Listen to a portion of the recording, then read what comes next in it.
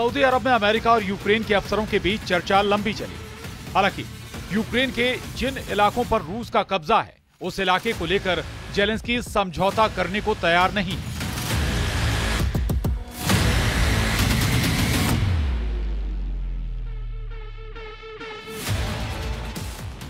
रूस का भी यूक्रेन के 4 बड़े इलाकों पर कब्जा है। इनमें डोनेस्क है, लुहांस्क है, जपोरिजिया और खेरसोन तक का इलाका है। यानी पूरे पूर्वी यूक्रेन पर इस वक्त पुतिन की आर्मी का कंट्रोल है।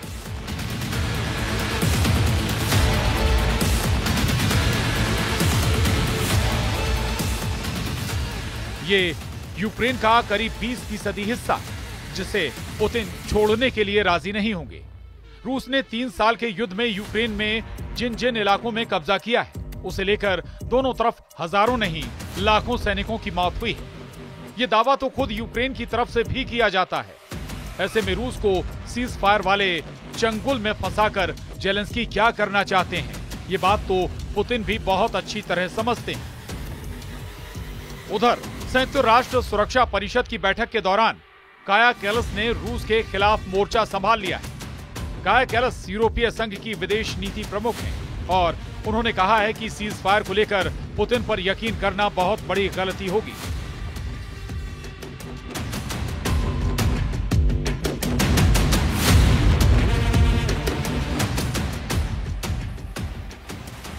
यूरोप अपनी जिद पर टिका हुआ है।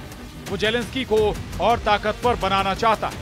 मेलोनी से लेकर मैक्रों बता रहे हैं कि यूक्रेन को कैसे बचाया जाएगा और इसी ट्रैक पर चलते हुए रूस को कैसे यूरोप से भी दूर रखा जाएगा। इसीलिए मैक्रों ने वो परमाणु छतरी खोल दी है जो पूरे यूरोप को एटम बम वाले हमले से बचा सकती है। यूक्रेन भी, ब्रिटेन भी, इटली भी, जर्मनी भी, यूरोप का कोना कोना इस छतरी के नीचे आकर पुतिन के परमाणु गुस्से से बचना चाहता है।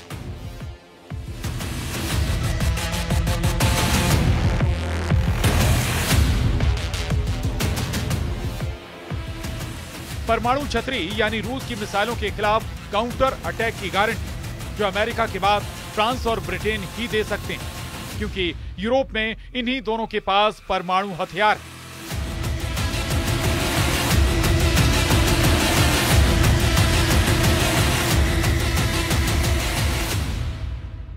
पुतिन से लड़ने के लिए यूरोप तैयार हो रहा है। यूरोप कहें या फिर नेटो की वो फोर्स जो लगातार युद्धाभ्यास कर रही है।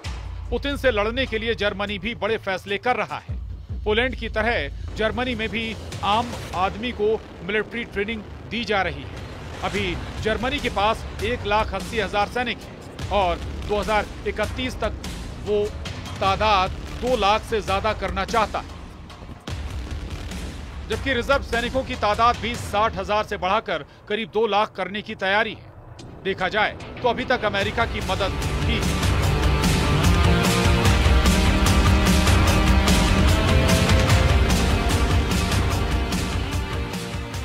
जिसकी वजह से यूक्रेन की फौज ने वॉर जोन में पैर मजबूती से जमाए हुए हैं। नहीं तो डॉनबास तक पूरी तरह रूस के कब्जे में है।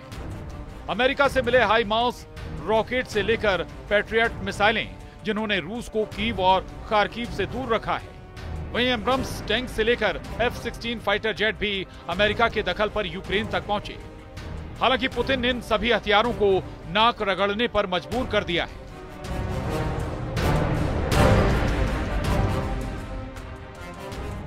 Bureau report, news 18।